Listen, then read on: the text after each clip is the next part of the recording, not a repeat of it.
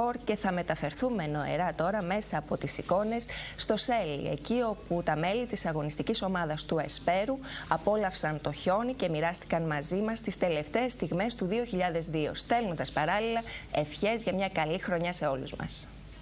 Χρόνια πολλά, καλή χρονιά, ευχόμαστε υγεία και ευτυχία σε όλη την ανθρωπότητα. Και βεβαίως στους αθλητές μας να έχουν πάρα πολλές διακρίσεις, γιατί είμαστε και αθλητική εκπομπή. Η στήλη μας MVP σήμερα φιλοξενεί το κατεξοχήν άθλημα του χειμώνα, το σκι. Με χαρά φιλοξενούμε τον προπονητή της αγωνιστικής ομάδας του Εσπέρου, τον κύριο Μίλτο Χειμωνίδη.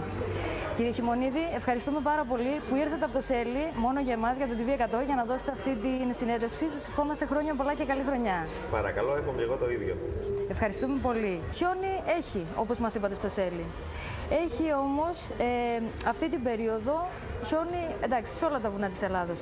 Αγωνιστικά είμαστε επαρκείς? Είμαστε υπερεπαρκείς και έχει να κάνει τέτοια χιόνωση τα τελευταία τουλάχιστον 10 χρόνια.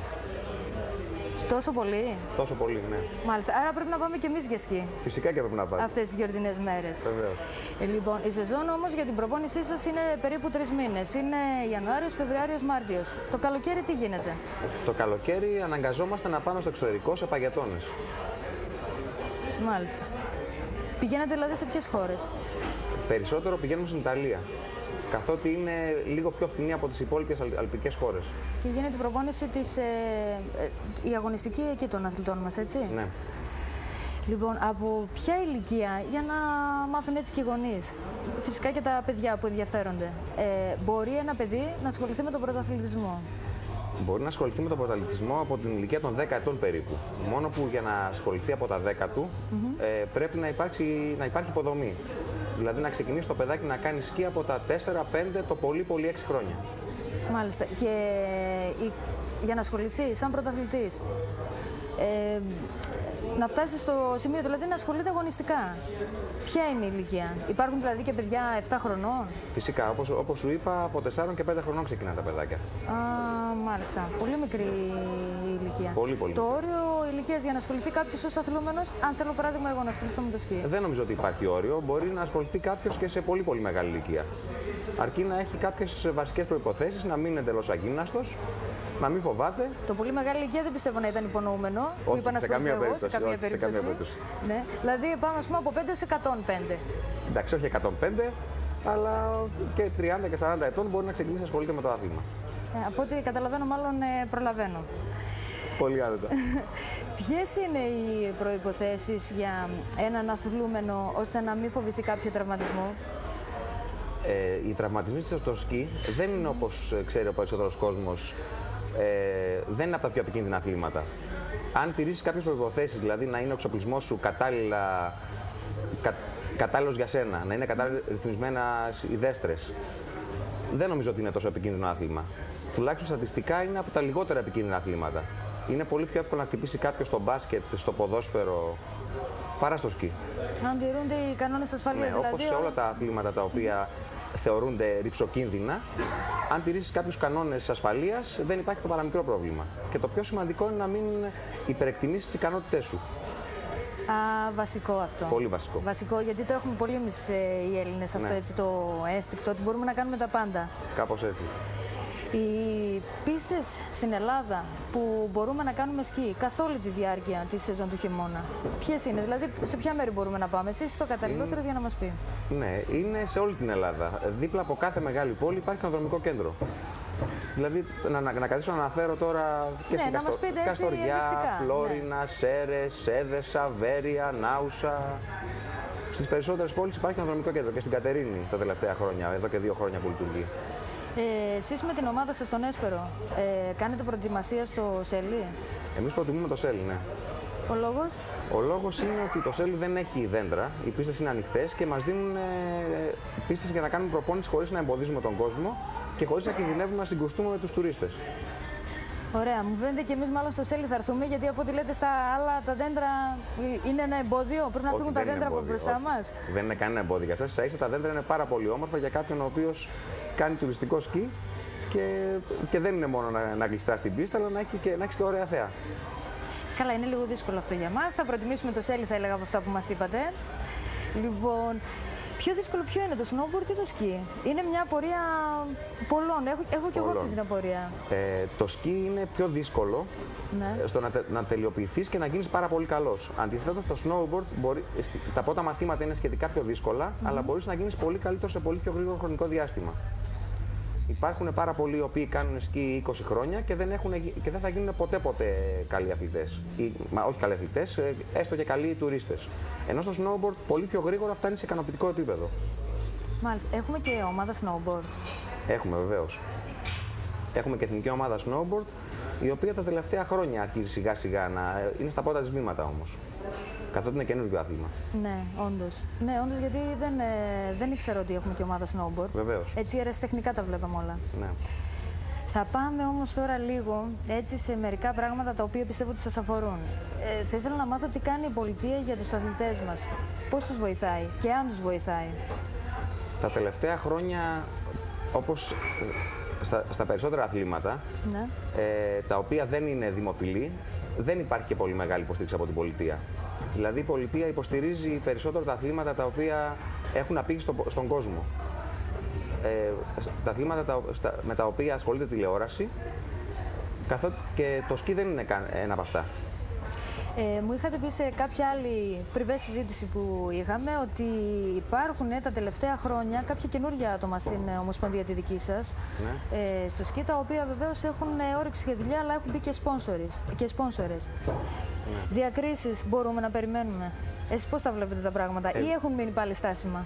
Εγώ είμαι αισιόδοξος και πιστεύω ότι μπορούμε να έχουμε διακρίσεις. Ήδη οι διακρίσεις ξεκινήσανε. Ναι. Τη φετινή χρονιά ο Βασίλης ο Δημητριάδης, ο οποίος ήταν αρκετά χρόνια εθνική ομάδα και έχει λάβει μέρος σε Ολυμπιακούς Αγώνες και σε παγκόσμια πρωταθλήματα, πριν από ένα μήνα περίπου έχει πάρει και 2 πρώτες θέσεις σε διεθνείς αγώνες. Και πιστεύω ότι υπάρχει μέλλον στην ελληνική χιονοδρομία. Τι θα ζητούσατε εσείς, παράδειγμα, από την πολιτεία, πώς θα θέλατε να σας βοηθήσει, τι θα μπορούσε να κάνει κάτι παραπάνω? Το πιο σημαντικό είναι τα χρήματα. Από το οικονομικό. Από τη στιγμή που η πολιτεία επιχορηγεί στην Ελληνική Ομοσπονδία, θα υπάρχει πρόοδο σίγουρα. Ναι, αφού μου λέτε ότι βγαίνετε και στο εξωτερικό και κάνετε προπονήσεις, άρα το μεμπτό είναι μόνο το οικονομικό. Ναι, το πιο σημαντικό αυτό είναι. Λοιπόν, και επειδή μιλήσαμε για διακρίσεις, να πάμε λίγο στις δικές σας διακρίσεις. Στις διακρίσεις των αθλητών σας. 10 χρόνια είστε προπονητής της αγωνιστικής ομάδας καταβάσεων του Εσπέρου, με πολύ καλές βέβαια διακρίσεις από τους αθλητές σας. Χαρακτηριστικά, έτσι να πούμε, ότι ο Γράνης ο Αντώνης έχει την 4η θέση στους Πανελλήνιους Αγώνες, ο Κατσίκης ο Σταμάτης 2η, 3η και 2η πάλι θέση σε Πανελλήνιους Αγώνες, Μπόγιας Νίκος 5η και 4η θέση, Οικονομίδου Αναστασία 2 4ες, 2 3ες θέσεις και 1 6η. Έχουμε φυτόροι αθλητών, αθλητριών και αθλητών οι οποίοι θα μας εκπροσωπήσουν τα επόμενα χρόνια. Έχουμε, βεβαίως. Πέστε μου εσείς, δηλαδή, έχουμε φυτόρια τα οποία θα μας εκπροσωπήσουν πού? Δηλαδή, παράδειγμα, για χειμερινή Ολυμπιάδα. Πώς θα βλέπετε τα πράγματα? Για τη χειμερινή Ολυμπιάδα τα πράγματα ακόμη είναι σχετικά δύσκολα. Εκτός από τον Βασίλη τον Δημητριάδη και τον Κώστα τον Στάρκα, οι οποίοι είναι κατά κάποιο τρόπο ασχολούνται λίγο πιο επαγγελματικά, οι υπόλοιποι είναι ερασιτέχνες. Δεν πάβει να δίνουν προτεραιότητα από το σχολείο τους και κατόπιν στη χιονοδρομία. Και είναι ένας φαύλος κύκλος από τη στιγμή που δεν υπάρχει στήριξη από την πολιτεία. Είναι λογικό τα παιδιά τα περισσότερα να ασχολούνται με το σκι μέχρι την ηλικία των 15-16 ετών και μετά να σταματούν λόγω του σχολείου. Και να χωλαίνει αγωνιστικά το άθλημα. Ναι. Μάλιστα. Για τους αθλητές μας είναι μειονέκτημα λόγω της γεωγραφικής μας θέσης ότι δεν έχουμε πίστα ελεύθερης κατάβασης και έτσι βέβαια δεν μπορούμε να διοργανώσουμε Ολυμπιακούς Αγώνες. Γιατί η πίστα ελεύθερης κατάβασης χρειάζεται 500 έως 800 μέτρα υψόμετρο και εμείς έχουμε μόνο 300. Υψομετρική διαφορά. Ναι, υψομετρική διαφορά. Ναι. Είναι πρόβλημα αυτό? Είναι πρόβλημα, σίγουρα είναι πρόβλημα. Καθότι δεν μπορούν οι αθλητές ούτε καν να κάνουν προπόνηση. Για να κάνεις προπόνηση σε ελεύθερη κατάβαση, πρέπει εκτός του να υπάρχει μεγάλη πίστα, πρέπει να κλείσει για το κοινό. Που είναι πάρα πολύ δύσκολο. Θα μπορούσαν να κάνουν οι αθλητές προπόνηση μόνο τις καθημερινές, τις οποίες όμως και αυτοί έχουν κάποια άλλα σχολεία. Είτε εργάζονται είτε πηγαίνουν στο σχολείο τους. Όντως, και αυτό είναι πρόβλημα. Αλλά όλα από ό,τι είπαμε, εντάξει, είναι το οικονομικό, γιατί αν λυνόταν αυτό, θα κάνουν προπόνηση οι αθλητές μας έξω. Οπότε δεν θα υπήρχε. Εκτός αυτού, το άθλημά μας είναι. Οι προπονήσεις γίνονται μακριά από τις πόλεις. Και είναι επόμενο να είναι πολύ δύσκολη και η μετακίνηση. Για να ασχοληθείς με το άθλημα θα πρέπει να είσαι αποκλειστικά στο βουνό. Τα αγωνίσματα στο σκι στην Ελλάδα, ποια είναι? Τα αγωνίσματα στην Ελλάδα είναι όπως είναι και στις υπόλοιπες χώρες. Είναι το τεχνικό σλάλομ, το γιγαντίο σλάλομ, το σούπερ γιγαντίο σλάλομ και ελεύθερη κατάβαση. Μόνο που στην Ελλάδα αναπτύσσονται περισσότερο και λόγω της κατάστασης των πιστών η τεχνική κατάβαση και το γιγαντίο σλάλομ. Αυτά είναι. Μόνο αυτά, ναι. Ωραία. Για μένα, που είμαι αθλούμενη, εάν θέλω να κάνω σκι, είναι ακριβό σπορ, γιατί όλοι έχουμε την εντύπωση ότι είναι από τα σπορ που είναι πολύ δύσκολα για το ευρύ κοινό να τα ακολουθήσει λόγω οικονομικού. Πιστεύω ότι για τους αθλούμενους δεν είναι πολύ ακριβό το σπορ. Ότι πλέον είναι πολύ πιο ακριβό για αυτούς οι οποίοι ασχολούνται αγωνιστικά. Γιατί κάποιος αθλούμενος το μόνο που χρειάζεται είναι μια στολή η οποία δεν κοστίζει και πάρα πολύ και έναν εξοπλισμό τον οποίο μπορεί να τον νοικιάσει κατευθείαν από το χειροδρομικό κέντρο ή να αγοράσει κάποιον εξοπλισμό και να το χρησιμοποιήσει τα επόμενα 3-4 χρόνια. Μάλιστα. Για τους αθλητές είναι ακριβώς ο εξοπλισμός? Για τους αθλητές είναι πολύ ακριβότερα τα πράγματα, καθότι ο εξοπλισμός θα είναι για μία σεζόν και σε αυτήν μπορεί να καταστραφεί και να χρειαστεί και δεύτερο εξοπλισμό για την ίδια σεζόν. Τα έξοδα αυτά από πού καλύπτονται των αθλητών? Τα τελευταία χρόνια καλύπτονται βασικά από τους αθλητές. Οι επιχορηγήσεις, είπαμε πάλι λόγω των χρημάτων, από την Ομοσπονδία είναι πολύ λίγες, οπότε τα έξοδα τους τα καλύπτουν μόνοι τους. Κύριε Χειμωνίδη, πριν κλείσουμε, θέλω έτσι να σας ρωτήσω κάτι. Διανύουμε μια καινούργια χρονιά, μπαίνουμε σε μια καινούργια χρονιά και βέβαια σίγουρα όλοι ευελπιστούμε να είναι καλύτεροι. Περισσότερη αγάπη, περισσότερη ειρήνη, λιγότερη φτώχεια.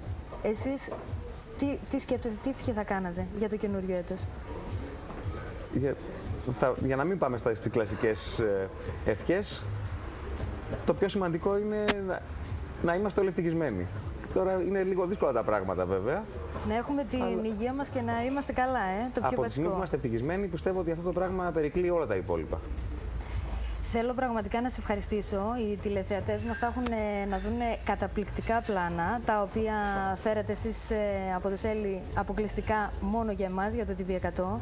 Να σε ευχαριστήσω, να ευχηθώ καλή χρονιά σε εσάς, στους αθλητές σας, σε όλο τον κόσμο και πολλές διακρίσεις. Ευχαριστώ πολύ. Και εμείς ευχαριστούμε.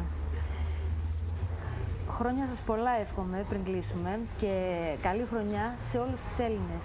Και έτσι, για να πούμε και κάτι για την καινούργια χρονιά, να θυμάστε ότι η λέξη αγάπη είναι αυτή που ταιριάζει σε όλους εμάς. Σε όλους εμάς και ειδικότερα μια που είμαστε στην Ελλάδα, γιατί αν δεν μπαίνει στο σπίτι σου θα πέσει να σε πλακώσει, που ανήκουμε στο Εθνόσημο της Γαλανόλεπτης. Καλή χρονιά, γεια σας. Το πνεύμα